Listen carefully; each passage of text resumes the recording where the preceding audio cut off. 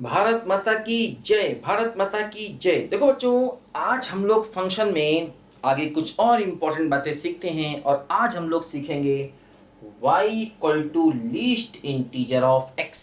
जैसे हम लोगों ने ग्रेटेस्ट इंटीजर पढ़ा था, बिल्कुल उसी का ये भाई है क्या, लीस्ट इंटीजर ऑफ x। इसका देखो ये सिंबल होता है, ये वाला सिंबल, इसको हम कहते हैं y equal to least integer of x। देखो ग्रेटेस्ट इंटीजर को थोड़ा मैं रिकॉल कराऊं, उसमें क्या होता था, जैसे कि मान लीजिए अगर x 1 है तो उसका ग्रेटेस्ट इंटीजर 1 ही होता था। मतलब इंटीजर के केस में ग्रेटेस्ट इंटीजर उसी के बराबर होता था।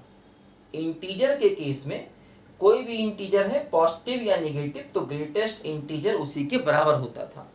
मान लीजिए अगर 0 है तब भी ग्रेटेस्ट इंटीजर उसी के बराबर होता था।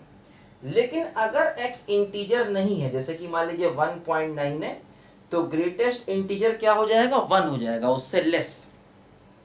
ठीक है। मान लीजिए अगर x की वैल्यू 2.1 है तो इसका ग्रेटेस्ट इंटीजर कितना हो जाएगा, 2 हो जाएगा, उससे लेस। मान लीजिए x की वैल्यू -1.3 है तो इसका ग्रेटेस्ट इंटीजर कितना हो जाएगा, -2 हो जाएगा, उससे लेस। तो ग्रेटेस्ट इंटीजर क्या करता था, वैल्यू को लेस कर देता था। देखो लीस्ट इंटीजर में क्या होगा, अगर x इंटीजर है तो ये भी वैल्यू को उसी के बराबर ही रखेगा। जैसे ग्रेटेस्ट इंटीजर भी इंटीजर के केस में वैल्यू को उसी के बराबर करता था, है ना। जैसे कि अगर हम x की वैल्यू 1 लेंगे तो 1 का लीस्ट इंटीजर 1 ही होगा। जैसे कि 1 का ग्रेटेस्ट इंटीजर 1 ही होता था। इसको मैं ऐसे भी लिख सकता हूँ, ग्रेटेस्ट इंटीजर 1 इक्वल टू 1 एक ही बात है, ग्रेटेस्ट इंटीजर 2 इक्वल टू 2 एक ही बात है, greatest integer -3 equal to -3, greatest integer 0 equal to 0 एक ही बात है। ऐसे भी लिख सकता हूँ। इसको देखो मैं ऐसे भी लिख सकता हूँ, ग्रेटेस्ट इंटीजर 2.1 इक्वल टू 2 एक ही बात है, ग्रेटेस्ट इंटीजर -1.3 बराबर -2 एक ही बात है ना। तो ग्रेटेस्ट इंटीजर क्या करता था, अगर वैल्यू नॉन इंटीजर है तो वैल्यू को कम कर देता था, इंटीजर में उसी के बराबर रखता था। लीस्ट इंटीजर भी यही करेगा। देखो अगर x इंटीजर है तो वैल्यू को उसी के बराबर ही रखेगा। अगर x इंटीजर है कोई भी तो ये वैल्यू को उसी के बराबर ही रखेगा, कोई भी इंटीजर है। अगर x 0 है तो भी ये वैल्यू को 0 के बराबर ही रखेगा। अगर x कोई भी इंटीजर है तो ये वैल्यू को उसी के बराबर रखेगा, जैसा कि ग्रेटेस्ट इंटीजर करता था। लेकिन अगर x इंटीजर नहीं है तो ये वैल्यू को ज्यादा कर देगा, जैसे कि ग्रेटेस्ट इंटीजर वैल्यू को कम कर देता था। ग्रेटेस्ट इंटीजर क्या करता था, उसको उससे छोटे इंटीजर पर ले जाता था, जस्ट लेस। उल्टा ग्रेटेस्ट नाम है लेकिन वैल्यू को कम कर रहा था, इसका नाम लीस्ट है। क्या नाम इसका है, लीस्ट इंटीजर। क्या नाम इस फंक्शन का है, बोलो, least integer function, least integer function. तो ये वैल्यू को बढ़ा देगा, ज्यादा कर देगा। जैसे कि 1.2 का लीस्ट इंटीजर कितना हो जाएगा, 2, 1.2 से ज्यादा 2।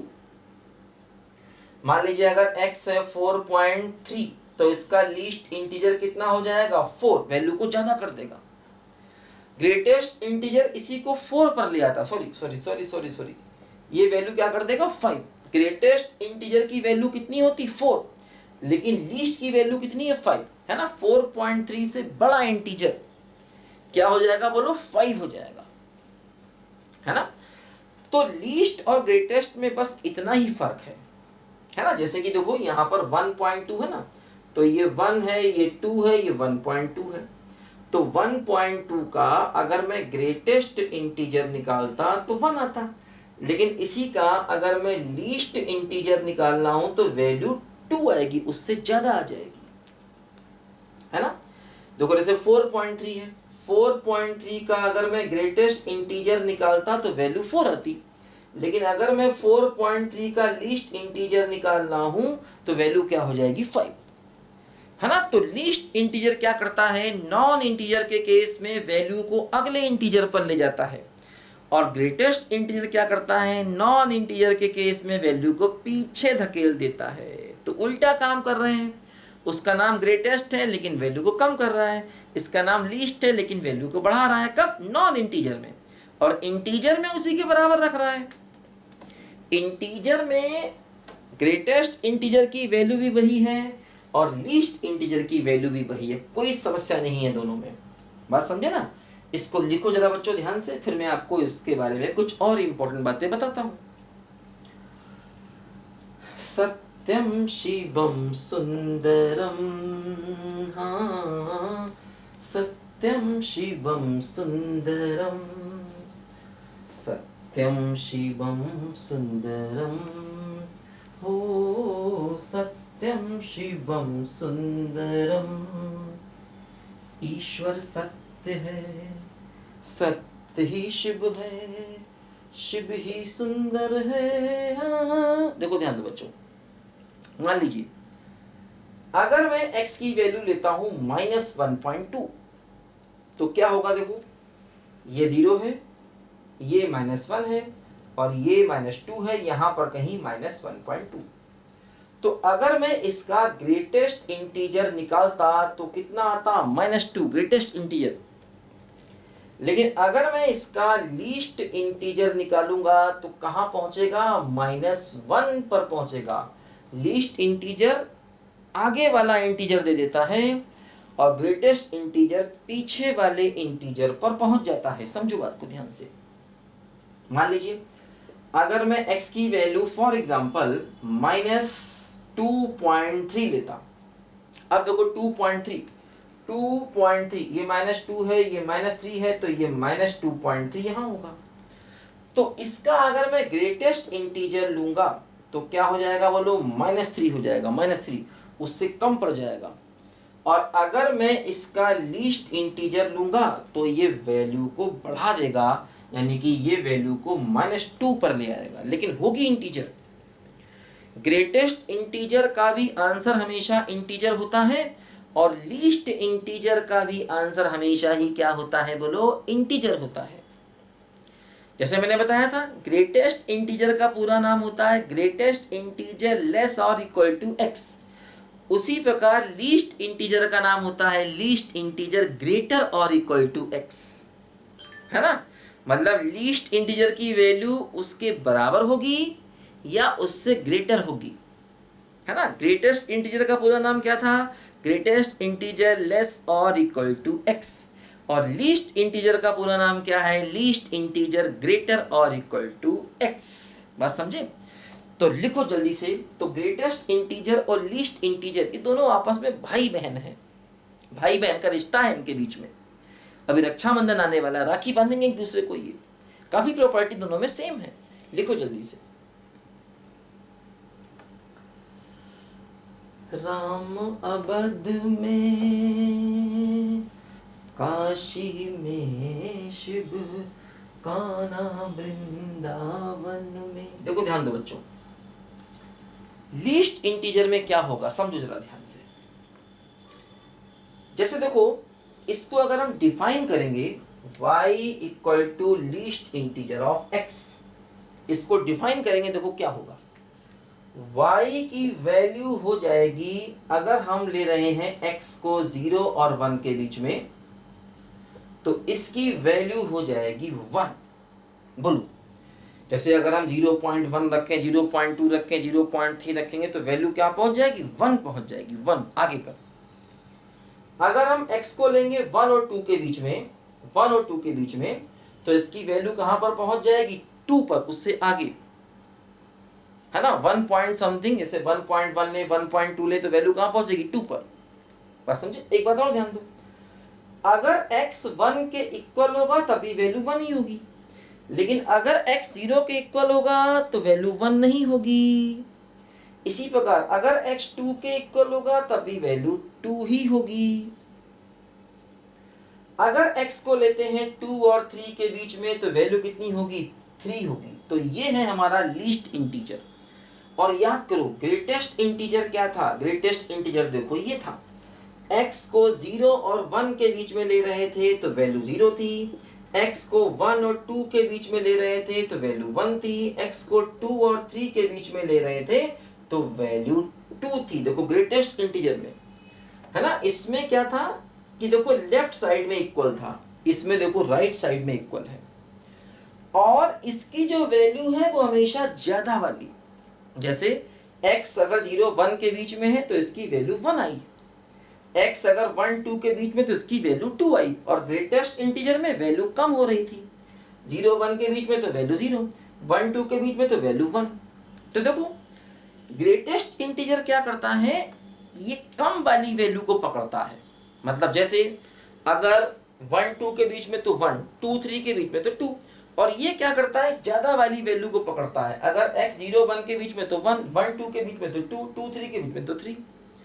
तो इसीलिए इसको फ्लोर ऑफ x भी कहा जाता है, इसका एक नाम और है क्या, फ्लोर ऑफ x, क्योंकि ये कम वाली वैल्यू, जमीन, फर्श का मतलब क्या होता है, जमीन, फर्श मतलब फ्लोर को पकड़ता है, ये x की कम वाली वैल्यू को पकड़ता है, इसलिए इसको फ्लोर ऑफ x भी कहते हैं।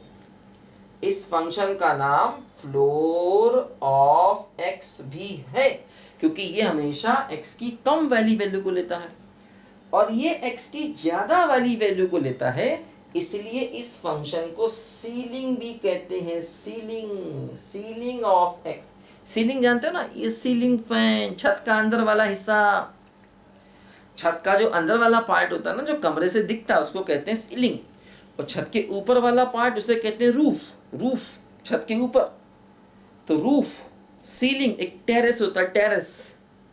अरे सर को भी अंग्रेजी आती है भाई साहब अंग्रेजों के जमाने की टीचर हैं यार सीलिंग का मतलब छत का अंदर का हिस्सा, तो इसलिए इसको सीलिंग ऑफ x भी कहते हैं, क्योंकि ये x की ज्यादा वाली वैल्यू पकड़ता है, और इसको फ्लोर ऑफ x भी कहते हैं, क्योंकि ये x की कम वाली वैल्यू पकड़ता है। तो दोनों भाई बहन हैं आपस में। देखो अब हम बनाते हैं इस फंक्शन का ग्राफ, इसका लीस्ट इंटीजर का ग्राफ हम बनाएंगे, बड़ा आसान है। देखो जैसे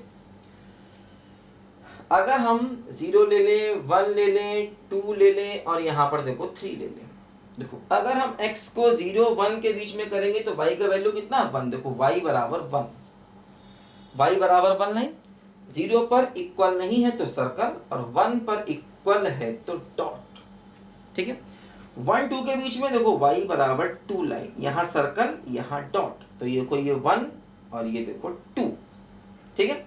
आगे बढ़े, देखो यहाँ पर 2 3 के बीच में जाए तो 2 3 के बीच में y बराबर कितना है, 3। देखो 2 3 के बीच में y बराबर कितना हो गया, बोलो 3, इसको मिटा देते हैं यहाँ से।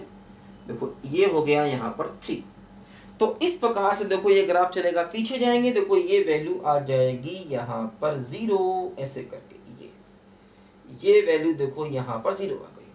कब 0 आएगी सोचो, जब x होगा -1 और 0 के बीच में, तो ये वैल्यू अपनी 0 लेगा, ज्यादा वाली वैल्यू लेगा।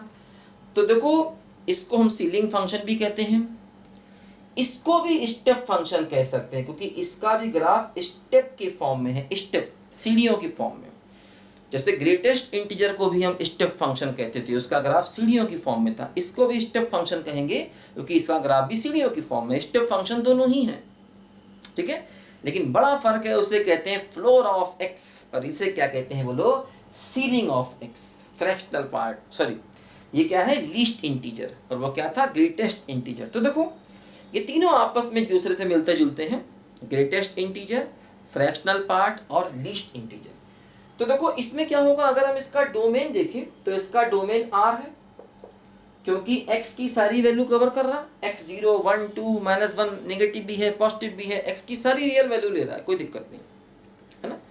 और रेंज क्या है, रेंज क्या है बोलो, y की वैल्यू क्या आ रही है, केवल इंटीजर, केवल इंटीजर। ग्रेटेस्ट इंटीजर में भी देखो डोमेन यही थी और उसमें भी रेंज यही थी, है ना। उसका भी डोमेन क्या था बोलो, x बिलोंग्स टू R, और उसका भी रेंज क्या था, y belongs to integer. Least integer में भी डोमेन क्या है बोलो, x बिलोंग्स टू R, और रेंज क्या है बोलो, y बिलोंग्स टू इंटीजर। तो ग्रेटेस्ट इंटीजर और लीस्ट इंटीजर दोनों का डोमेन रेंज सेम है। ग्रेटेस्ट इंटीजर भी पीरियोडिक नहीं था, ये भी पीरियोडिक नहीं है। तो अभी हमने इसके बेसिक के बारे में सीखा, आगे चल के हम लोग इसकी इक्वेशन और इन इक्वेशन के बारे में डिटेल से सीखेंगे। ठीक है, तो जितना ही फंक्शन हम पढ़ रहे हैं, modulus, greatest integer, fractional part, least integer, इनकी हम लोग इक्वेशन और इन इक्वेशन के बारे में सीखेंगे और इनको मिक्स करके भी नए नए बढ़िया बढ़िया सवाल बनाएंगे। अभी हम इनका बेसिक सीख रहे हैं, आखिर ये बेसिक फंक्शन होते क्या हैं, जो सीखना बहुत ज़रूरी है चीज़ों को आगे बढ़ने के लिए। ठीक है बच्चों, तो इस क्लास में हम लोगों ने पढ़ा लिस्ट इंटीजर। अगली क्लास में हम लोग एक और बढ़िया फंक्शन पढ़ेंगे। तब तक के लिए बाय बाय।